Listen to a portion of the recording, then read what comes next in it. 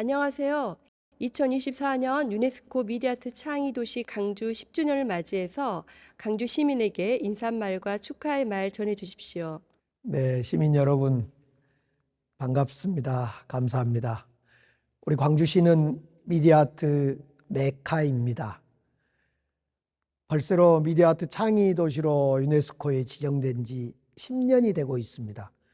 우리는 10년 전부터 2012년부터 미디어아트 페스티벌도 해오고 있고 미디어아트 콘텐츠를 많이 만들어 오는 그런 도시입니다. 급기야 2022년 2년 전 우리는 미디어아트 플랫폼인 G맵을 드디어 만들어냈습니다. 그리고 이 G맵을 통해서 ACC, 금남로, 사직공원, 양림동을 잇는 미디어아트 창의벨트를 구축했습니다. 광주는 아시아 문화중심 도시이고 아시아 문화중심 도시는 미디어아트 창의도시를 통해서 더욱더 커질 거라고 생각합니다. 유네스코 지정 10년을 함께 축하드립니다. 유네스코 미디어아트 창의도시로 선정된 게 10년 전입니다. 2014년에 선정이 됐는데 지금 이렇게 10년 동안 줄기차게 달려와가지고 이렇게 국제도시로 미디어아트 창의도시까지 지정이 된 이후로 발전하고 성장한 모습을 보니까 정말 기쁩니다. 지난 10년 동안 수없이 많은 사업들을 추진해 왔습니다만은 그중에 대표적인 사업이 바로 미디어아트 페스티벌입니다. 이 페스티벌은 대중적으로 잘 알려져 있습니다. 실제로 페스티벌은 미디어아트 창의도시가 지정되기 2년 전인 2012년부터 시작을 했습니다. 이 신청서를 내기 전에 시민들의 이해를 돕고 향후 기반을 다지기 위해서 시작을 했던 것입니다. 그렇게 시작된 미디어아트 페스티벌이 금년에 13회째입니다. 장소도 여기저기서 했습니다. 광주천에서 할 때는 물과 빛이 어우러지고 그리고 광주문화재단의 지하 주차장에서도 했습니다. 깜깜한 벽에 화면을 만들고 스크린 삼아서 영상을 쏘았습니다. 그리고 지하 주차장이 클럽이 되기도 했습니다. 이후에는 아시아 문화전당에서도 하고 지난해에는 G맵과 광주 공원 일대에서 펼쳐졌습니다. 이렇게 휘황찬란한 빛의 재전이 시민들에게 많은 감동과 환호를 자아내게 했습니다. 그 페스티벌 이어서 오지 기반 실감형 전시 체험관을 구축했고요. 그 다음에 미국 국무부 후원된 제로원과 공동 프로젝트도 운영했습니다. 또 창의도시 다수와 국제 교류 사업을 추진해 왔고요. 미디어아트 창의도시 부의장 도시로서 활동과 사업을 활발히 펼쳤습니다. 2단계 사업으로는 유네스코 미디어아트 창의도시 플랫폼을 건립하는 일입니다. 전문가 예술가가 협업하고 또 예술과 기술이 융합하는 창 제작 공간, 세계와 교류하는 허브 공간을 표방한 AMT 센터로 지금의 G맵 건립이 중장기 2단계 사업으로 추진됐습니다. 마지막으로 3단계 사업은요, 유네스코 미디어아트 창의 벨트 사업입니다. 현재 5개 권역을 추진하고 있고요. 4개 권역 중에 송정역 기점으로 한 마지막 5개 권역을 남기고 있습니다. 그렇게 되면 광주 전역이 미디어아트 공공작품을 시민들에게 쉽게 접할 수 있도록 설치할 수 있습니다. 미디어아트는 보다 숭고한 광주의 철학과 가치를 담아내며 또 세계에 알리는 매개체로서 훌륭한 역할을 해내고 있습니다. 앞으로도 유네스코 미디어아트 창의도시 광주는 미디어아트 분야에서 무궁한 발전을 이루어서 국제적인 대표 도시로 우뚝 설 수 있을 것으로 확신합니다. 광주 미디어아트 정체성을 찾아가기 위한 노력의 시작으로 미디어 페스티벌이 시작되었고 저는 초대 감독을 역임하였습니다. 2011년 광주광역시는 유네스코 크리에이티브 시티 네트워크에 가입을 준비하면서 그 주제가 미디어 아트였습니다. 호남 인상주의 회화에서부터 이미 광주 호남 예술가들은 빛의 중함을 알고 있었고, 그리고 그때 그 주목했던 것은 자연의 빛의 변화였다면 지금은 테크놀로지에 비친 미디어 아트로 변하고 있는 중이죠. 저는 빛과 사람을 주제로 유네스코 미디어 아트에 가장 걸맞는 주제가 무엇일까 많이 고민을 했습니다. 그리고 미디어 아트의 근본 개념인 참여와 소통을 실현시키고자 노력하였습니다. 저는 이제 그 장소를 정할 때 가장 처음 해야 할 그 페스티벌 장소가 어딜까 고민을 했었는데요. 그곳이 5.18 민주광장이었고 80년 5월에 아픔의 역사의 소통 광장이 미래의 빛의 광장으로 변하는 그 첫 신호탄이었다고 생각합니다.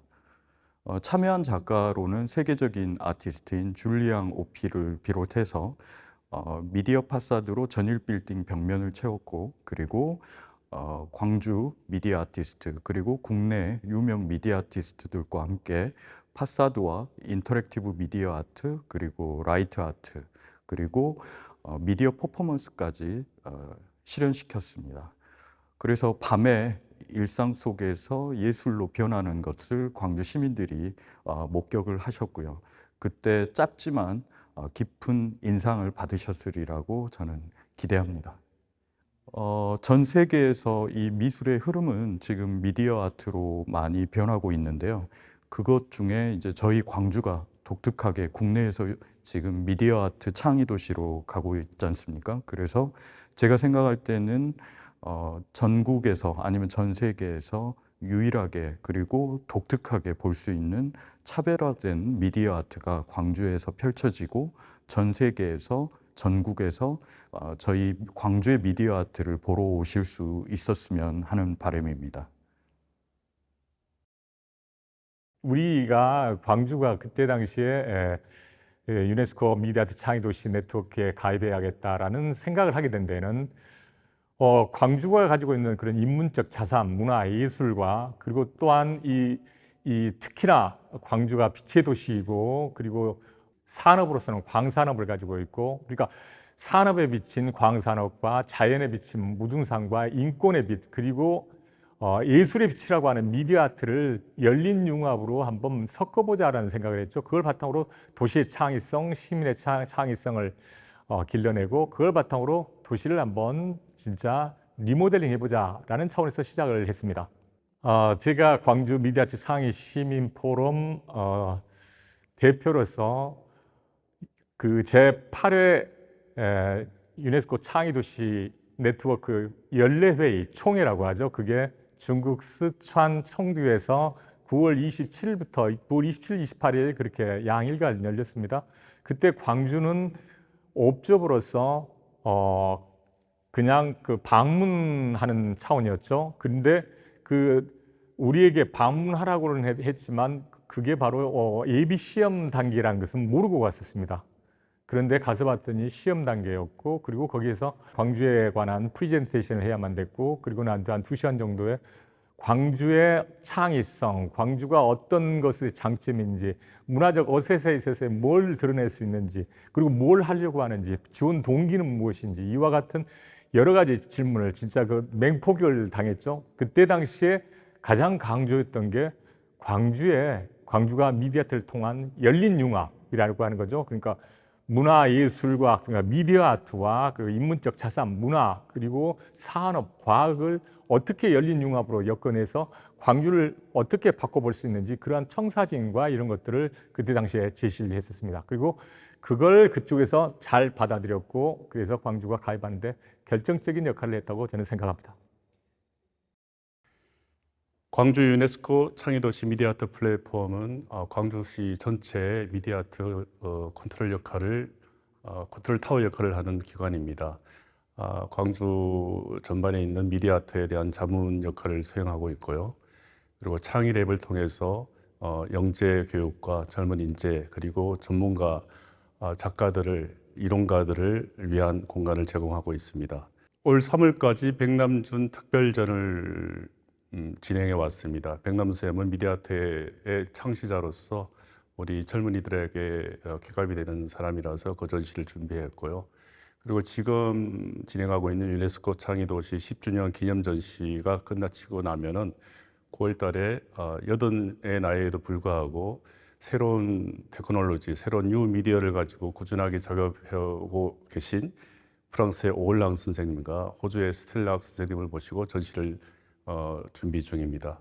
그리고 실감 콘텐츠실에는 미디어 아트와 기후위기 관련 전시를 준비 중에 있고요. 포럼을 통해서 스텔락이 퍼포먼스를 보여줄 예정입니다. 네, 전시가 쉬는 시간을 통해서 굿데이 굿나잇이라는 작품을 항상 상시 송출하고 있습니다. 어린이부터 어른들까지 와서 인터랙티브 같이 느끼는 그런 작업을 보여주고 있고요. 내년에 우리 창의랩이 성과가 거두게 되면 그 결과물들을 가지고 광주 곳곳에 있는 창의벨트에 보여주게 되고, 그리고 지맵 1층 로비에부터 텔레포트 라운지까지 아주 다양한 시설물이 놓여지고 전시물들이 놓여져서 관람객들이 즐길 수 있는 그런 자리가 될 것 같습니다. 네, 저희가 미디어아트 창의도시로 선정된 게 2014년이었고, 그리고 8년이 지난 후인 그 2022년도 3월에 저희가 개관을 했는데요. 그래서 개관할 때는 광주시의 미디어아트 컨트롤 타워로서의 역할을 저희가 임무를 부여를 받았습니다. 그런데 사실은 그 역할을 저희가 수행하기 위해서 여러 환경들, 뭐 인력이라든지 조직이라든지 여러 시스템들이 갖춰졌어야 되는데 출발할 때 굉장히 열악한 상태에서 저희가 출발을 했어요. 그래서 처음에는 센터장으로서의 그럼 어떻게 지맵의 방향성을 잡아 나갈까. 그런데 그때 당시만 해도, 지금도 여전히 그렇지만 그 시민들께서 광주가 미디어아트 창의도시다라는 것들을 이렇게 인식을 많이 못하고 있는 그런 상태였습니다. 그래서 어떻게 하면 장기적으로 미디어아트가 시민들의 삶 속에서 잘 녹아나고, 그리고 우리 도시 환경을 미디어아트가 아름답게 변화시킬 수 있을 것인가, 이런 큰 그 목표를 가지고 좀 시작을 했던 것 같아요. 근데 굉장히 어려움이 많았습니다. 여전히 아마 어려움이 많을 것으로 생각이 되고 있고요. 그때는 사실 저희가 처음에 시작할 때 5명, 6명 이렇게 굉장히 적은 인원으로 시작을 했었거든요. 그래서 그때 당시는 일할 수 있는 환경도 직접 저희가 마련해 가면서 해야 되는 그런 어려운 점들이 많았었는데요.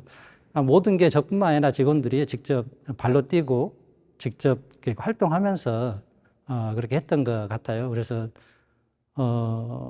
개관전 이후에 저희가 몇 개 전시를 했었는데, 특히 그 3전시실에서 저희가 그 발달장애 분들, 그분들을 미디어아트로 이렇게 변환시켜서 했던 작품 전시가 있었는데요. 이제 그게 굉장히 관객들의 반응이 좋았었습니다. 그래서 그때 그런 모습들을 보고 좀 보람도 느꼈었고요. 그래서 이 자리를 빌어서 그때 함께 어려운 환경 속에서 지맵을 운영하는 데 해줬던 그런 동료분들께 감사하다는 말씀을 전하고 싶습니다. 광주시립미술관은 2014년 미디어아트 창의도시 이후에 여러 차례 미디어아트 전시를 해왔습니다. 포스트 휴먼이랄지, 또 ZKM 컬렉션, 그리고 최근에 요나스 메카스까지 여러 전시를 해왔고요.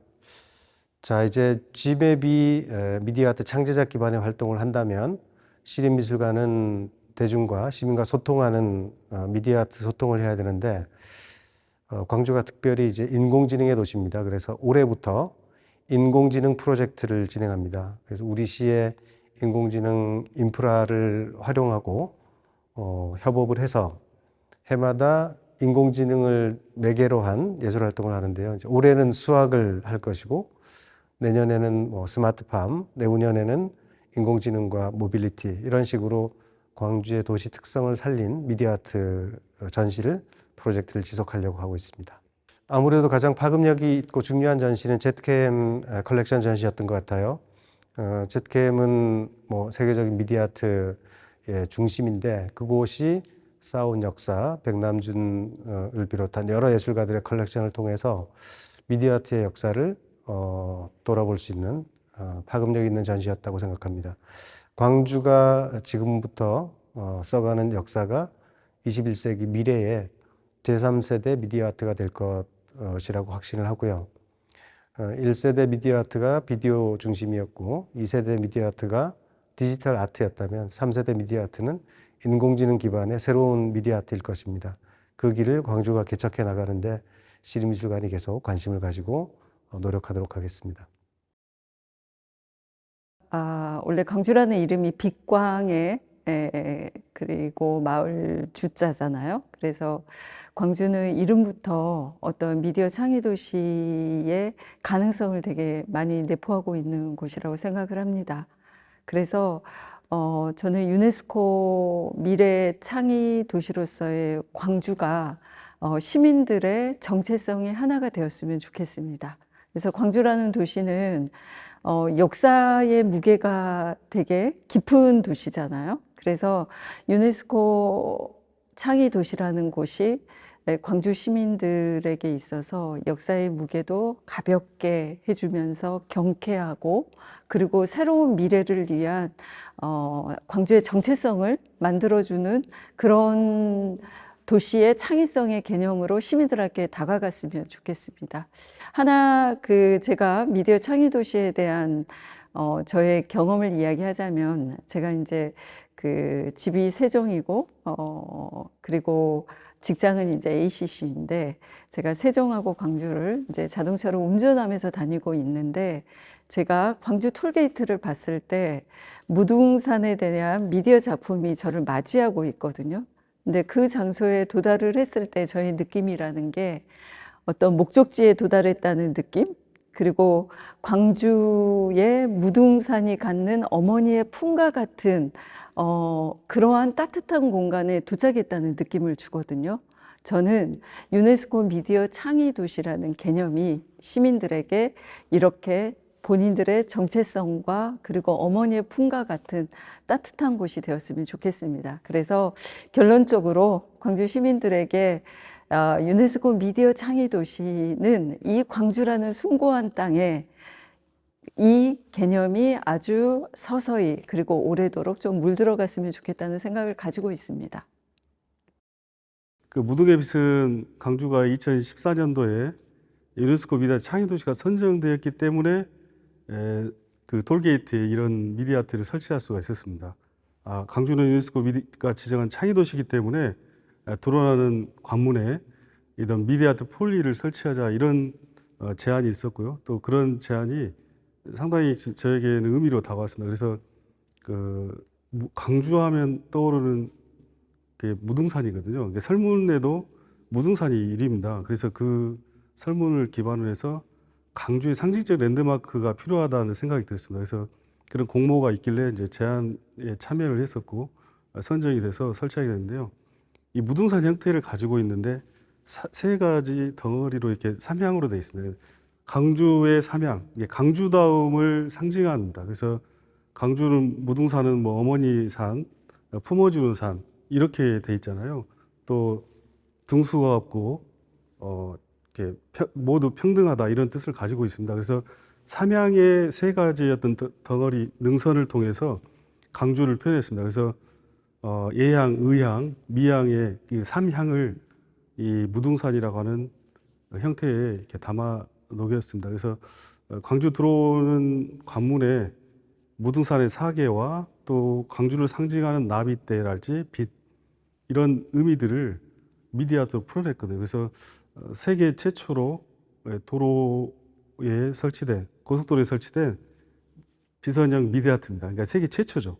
어느 도시에도 없는 미디어 아트를 설치하게 됐습니다. 그래서 그것이 바로 미디어 아트 창의 도시이기 때문에 가능했다는 거죠. 그래서 저는 도시가 이런 랜드마크도 중요하지만 도심 곳곳에 이런 미디어 아트들이 설치됨으로써 도심의 활력을 불어넣고 생기를 불어넣을 수 있다는 생각이 듭니다. 그래서 시민들께서 참 어떻게 보면은 삶이 좀 즐겁지 않을 때도 있잖아요. 근데 작품들을 접하면서 이런 작품도 이제 인터랙티브랄지 이런 작품도 접하면서 삶에 좀 활력을 불어넣을 수 있지 않을까 그렇게 생각합니다. 유네스코 창의도시는 국제적으로 인지도와 공신력이 높아 국내 도시들의 가입부서가 상당하고 또 동시에 도시 브랜드, 관광 자원으로서 가치가 높게 평가되고 있습니다. 이러한 도시 브랜드 자산을 가진 유네스코 미디어 창의도시 사업을 활성화하기 위해서는 국제교류 역할 또한 매우 중요합니다. 24개국 25개 도시 그리고 전 세계 약 300여 개 창의도시 네트워크를 활용하여 국제교류 사업을 확장하면 강주만의 도시 경쟁력을 확보할 수 있기 때문입니다. 강주는 이미 일본, 중국, 프랑스 등 유네스코 창의도시 간 작가 교류뿐만 아니라 시티 투 시티와 같은 공동 협력 프로젝트 등 국내 교류 활동을 지속적으로 펼치고 있습니다. 또한 유네스코 창의도시 미디어아트 분야 부장 도시로 활동하며 국제 무대에서 거점 도시로 역할을 해오고 있습니다. 앞으로도 전시, 축제, 공동 협업 프로젝트와 같은 국제 교류 협력을 통해 지속적인 도시 발전에 기여할 수 있을 것입니다. 무엇보다 국제 교류는 국가적 상호 신뢰를 바탕으로 단기적인 관점이 아닌 장기적인 관점에서 일관성을 유지하고 지속적으로 추진되어야 한다는 점을 다시 한번 말씀드리고 싶습니다. 많이 부족합니다. 광주 시민을 위한 유네스코 미디어아트 창의도시가 될 수 있도록 노력하겠습니다. 감사합니다.